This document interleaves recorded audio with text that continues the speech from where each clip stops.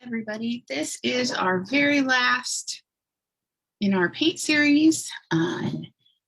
Today we are going to do a painting like this. This is a silhouette painting. So you do the sky in the background, and then we have the silhouettes of the hot air balloons and the ground. And I did a little house on this one and some trees. A silhouette just means that the light is behind what you're looking at. And so you don't see, like this hot air balloon is probably blue and red and green and all sorts of colors, but the light is behind it instead of shining on it. So all you see is black. You basically see the shadow side of it. So what we're going to start with is, if you can find a pencil, the first thing I'm going to do is I'm going to draw my sun. And when I draw, and I'm going to do watercolors, I like to draw really lightly. So if I were you guys, I would draw really light. I'm going to draw a little darker just so that you can see what I'm doing. And I'm just going to do the curve of my sun down here. I'm not drawing the whole sun. I'm basically doing half of it. See my half circle down there. And then I'm also going to do some hot air balloons in the sky. But you don't have to draw them ahead, but sometimes drawing the circle or the oval shape is a little easier than painting an oval shape. So I'm going to I'll add my little ones later, but I'm going to do one big one. That's the closest one to us. I'm going to do just an oval. That's all. I'm going to draw a little half circle and an oval. Now it's time to start painting. I'm going to use this brush. Some of the kiddos who were in the meet this time ended up using some brushes that they have at home, and it makes it a little faster if you have a brush that is like this, that's real fat. This is a really good one for doing the sky. This is kind of like a tiny mini version of it. And these are just too expensive for me to put in the kit, so we get to use the tiny version. But if you have these at home, these are really good to use. The first thing I'm going to do is the darkest part of my sky. Oh, actually, sorry, I jumped ahead. The first thing I'm going to do is paint my sun. And the reason I'm going to do that is because I want it to be dry by the time I get to the sky right next to it. If you paint the sun and then you paint the sky that's next to it while it's still wet, it is going to bleed colors together and you won't be able to tell that it's the sun in the sky. It'll just look like the sky all across. So I'm going to do my sun first, and I'm using my little pointy brush for this because I'm trying to do a certain shape instead of the flat brush that's really good for covering big spaces. This is my detail brush. So I'm doing yellow. I'm going to tell you the colors that I am using, but if you want to make yours a little bit different than mine, that is totally fine. I like for people to be able to be creative. So I'm going to do a really, really intense yellow. For a lot of the background, we're going to use kind of light colors because we're blending across the sky. But for the sun is super hot. So I want to use really intense colors. So I'm going to use, I started with the whole thing yellow. Now I'm going to add some orange. And to get the colors really intense, you just need to put some water in the paint tray in the color and just let it sit for a little bit, and it will make more of the paint wet and where you can pick it up with your brush. I'm even going to do a little teeny bit of red in here to make it really extra fiery. I got it kind of swirled around in there. Now I'm using a wet brush to just kind of blend it around, make it look like the fiery of the sun, the fire jumping around, like when you see a close-up of the sun in space. So there is my sun. And now while I'm doing the sky, the sun's going to dry. So I'm going to switch ends of the painting and I'm going to work up here at the top. So the very first color that I'm going to use is blue. I'm going to get a good bit of blue on my brush, and I'm using the flat brush now. I'm going to paint straight across here.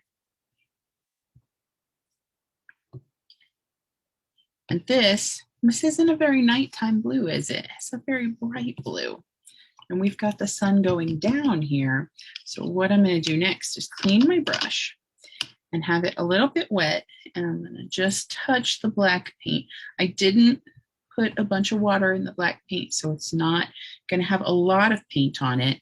So I'm just going to do, I just have a little bit of black on here. And now I'm going to paint across and blend the blue and the black together on my paper. I'm going to go back and get a little more black. And this just makes it more like it's starting to become nighttime. You get the idea that the sun's going down and it's getting dark. And there's a little bit of black in there. Go back and do a little more with my blue here. So after you do your blue, the next color I'm going to use is purple. And like I said, if you want to do different colors, if you want to skip a color or whatever you want to do, is great for me. These are just the colors that we typically see in sunsets. So I'm going to do purple, and I'm going to do it kind of right, like leave a tiny bit of space so that the purple and the blue aren't really touching. And paint some purple. And then, and I'm going to go right over the top of the drawing that I did for my hot air balloon. We're going to come back and do the hot air balloon after we finish the entire sky. This whole paper is going to be covered in paint today. There's not going to be any unpainted areas if you're doing it just like I am. Now I'm going to wash my brush. And to blend this blue and purple together, so it doesn't look like this on my paper, does it? It doesn't have that empty space. It blends from purple right into blue. So I'm going to get a my clean wet brush, and just paint along that space, and then kind of go back and forth, up and down a little bit, and it blends those colors together nicely. And it just looks like the sky is fading from purple and getting darker. So now we've got that blended. Now I'm going to move on to the next color. The next color is red. Going kind of in like rainbow order, blue and then purple and then red, because if you mix blue and red together, you get purple. And then after red goes orange, and after that is yellow. And if you mix red and yellow together, you get orange. So that's kind of how the order goes. I'm doing some pretty dark red here, but I'm actually going to go back with a wet brush. You don't usually have really, really red sky unless there's fires, which we do have sometimes. But for this, I want it to be more of a pinkish red. So now I'm going to blend into my purple. And then I'm going to use a wet brush on this red and make it blend down so that it's more of a pink instead of a red. You can keep yours bright red. You can make the sky green, and that would, if that's what makes you happy, that's what makes me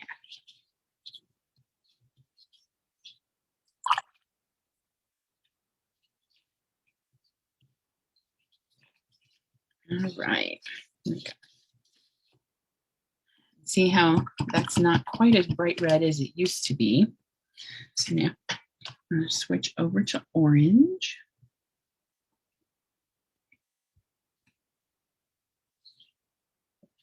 And I'm doing the same thing. I'm just doing a tiny bit of space between the two colors. And then I'll come back and blend after I get my orange on here.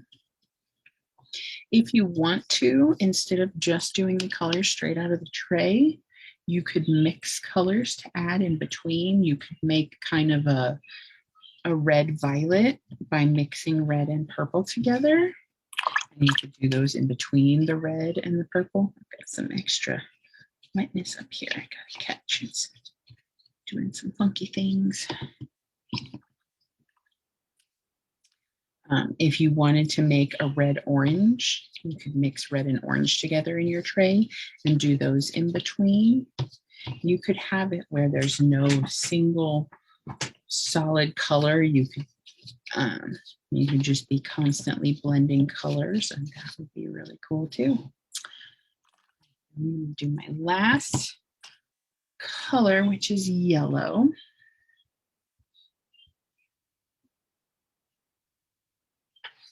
And I'm going, you don't have to come all the way down to the very bottom of the paper because we're going to use that little cup of black paint here in a minute. And that's going to go to the bottom edge, but I'm going to the bottom just in case.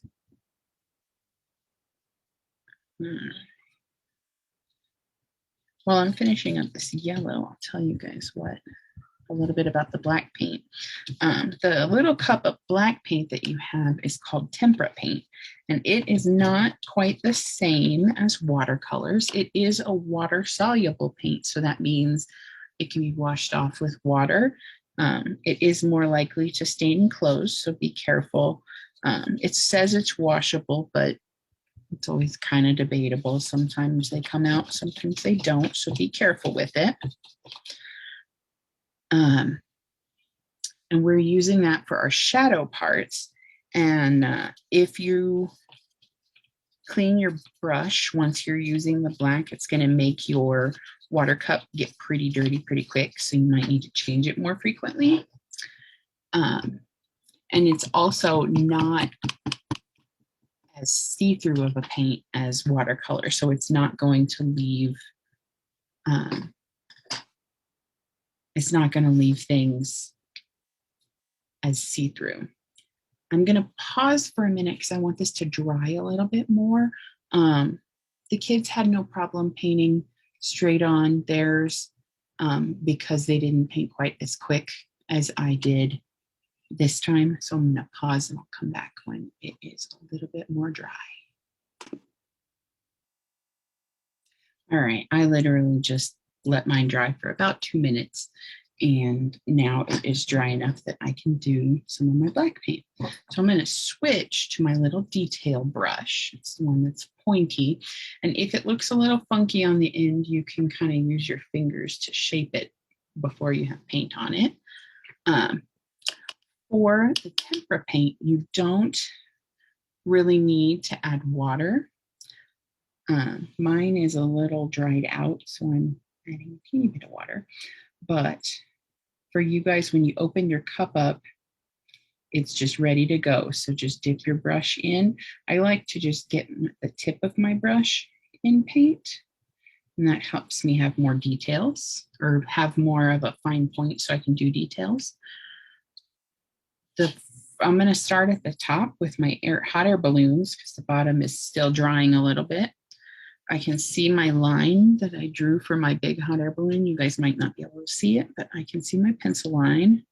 So I'm just going to do that little oval. And when it starts to look like this, that means I don't have as much paint on my brush anymore. So I'm going to go back and get some more paint.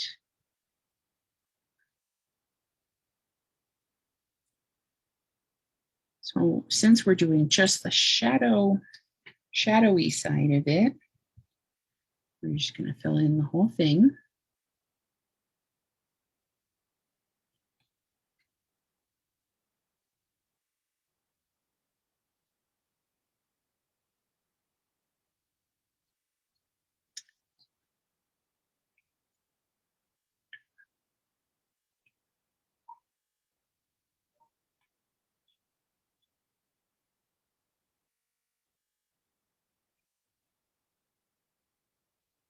All right.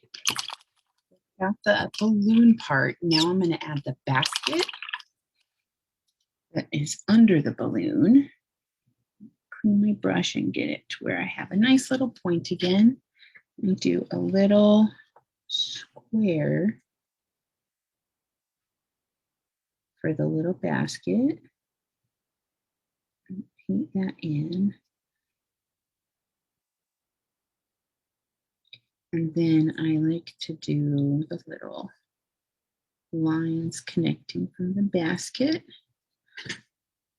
up to the balloon. And I'm also going to pretend, you know, a lot of times when you see a hot air balloon, you see more than one because there's people who got together. Or it's the balloon fiesta or something like that. So I'm going to do some little ones in the distance. And for those, I don't put the little strings. I just do the oval and then a tiny little bump at the bottom.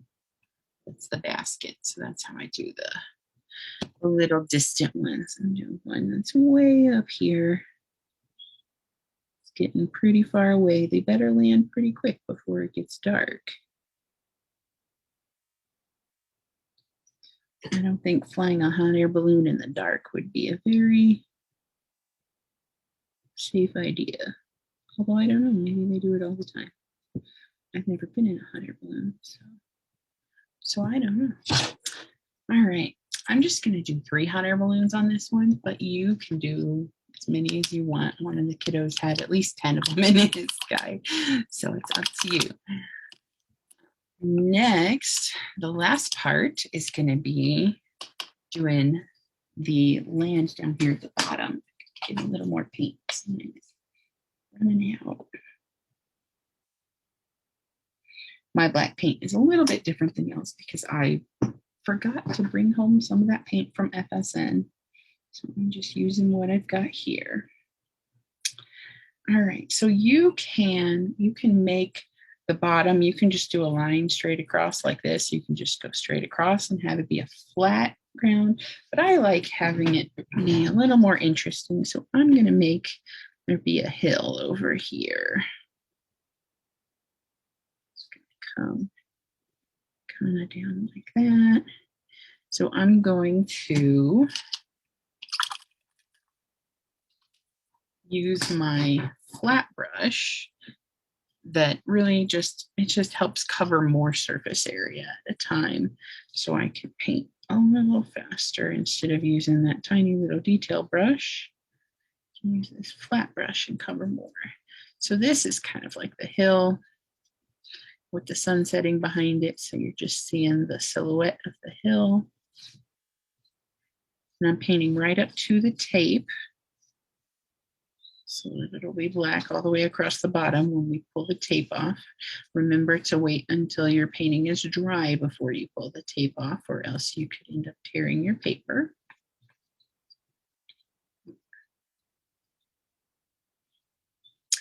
Sometimes the black doesn't cover super well. If you see color peeking through, once it dries a little bit, you can come back and do another coat. And try and cover up these spots a little bit better now. All right, so I've got my ground. Now I'm going to add some little details. I'll add some trees, maybe a little cabin. I'm going to go back to my detail brush. The easiest kind of tree to do, I think, is a little pine tree. I'm going to do a little pine tree up on this hill. I just like to do a little line. Let's make sure you guys can actually see what I'm doing. Let's do a little line and then kind of feather off some little branches, like a pine tree. Same thing on the other side, kind of like a little Christmas tree. You got that lonely little Christmas tree up on the hill. And then down here, maybe I'll do a Ponderosa pine, like the kind that we have all around here. So they have really tall trunks, don't they? And then their branches are all kind of at the top. So I'm just going to do this kind of thing. Go.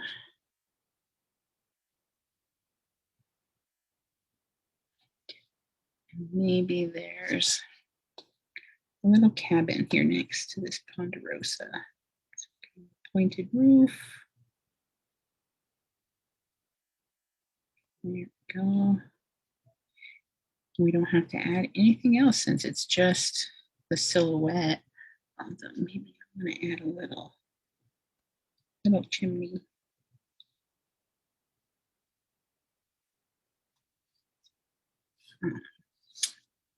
And I think maybe I'm going to add some little scrubby bushes. You can do a little bush here in front of the sun. Here's another little bush or rock or something, just to make it a little more interesting.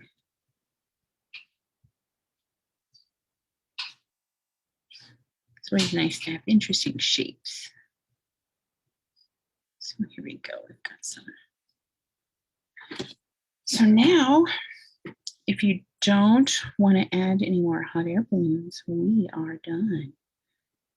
I have a few more places to make this a little bit darker, but otherwise, that's all. Thank you guys so much for painting with me. It's so much fun to do projects with kiddos. I didn't realize how much I missed doing art projects with kiddos until I started doing this. Hopefully this next fall we'll have some more projects to do. We're closed, Family Strengths is closed for the month of July, and we're not going to have a whole lot more going on before then. We do have our Summer Splash, a little outdoor party next Friday, and that's the last day that FSN is open before we're closed for the month of July. And then in the fall, we'll hopefully have a whole bunch more stuff, and hopefully it'll be a little more normal.